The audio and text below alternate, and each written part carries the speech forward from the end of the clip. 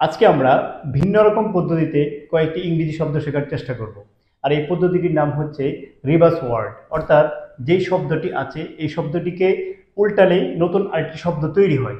এইরকম কিছু শব্দ বোর্ডে দেওয়া আছে, আপনারা দেখতে পাচ্ছেন। এখানে প্রথমে দেওয়া আছে র্যাটস। এই র্যাটস শব্দটাকে আমি যদি উল্টাই, অর্থাৎ এসটাকে যদি আমি সামনে নিয়ে আসি, উল্টেই ফেলি, তাহলে কি শব্দ হয় দেখেন, এস টি এ আর, স্টার। র্যাটস থেকে হয়ে গেল স্টার, অর্থাৎ এই অক্ষরটা শুরুতে চলে আসবে, এরপর এটা এইটা এইটা এই। ঠিক এইভাবে পট, পট শব্দটিকে আমি যদি উল্টাই তাহলে হবে টি ও পি, টপ। আবার পটস শব্দটাকে আমি যদি উল্টাই তাহলে হবে stop, S T O P, stop. Was শব্দটিকে যদি উল্টানো হয় তাহলে হবে এস এ ডাবল ইউ, স।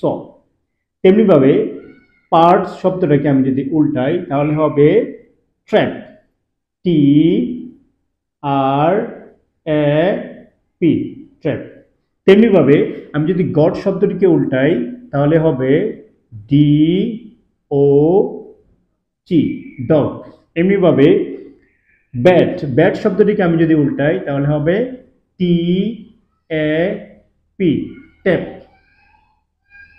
সর্বশেষ হচ্ছে টেন, টেন শব্দটিকে আমি যদি উল্টাই তাহলে হবে এন ই টি, নেট।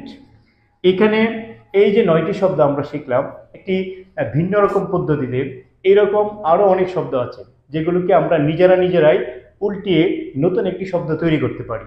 আশা করি আমার এই ভিডিওটি আপনাদের ভালো লেগেছে। ধন্যবাদ সবাইকে।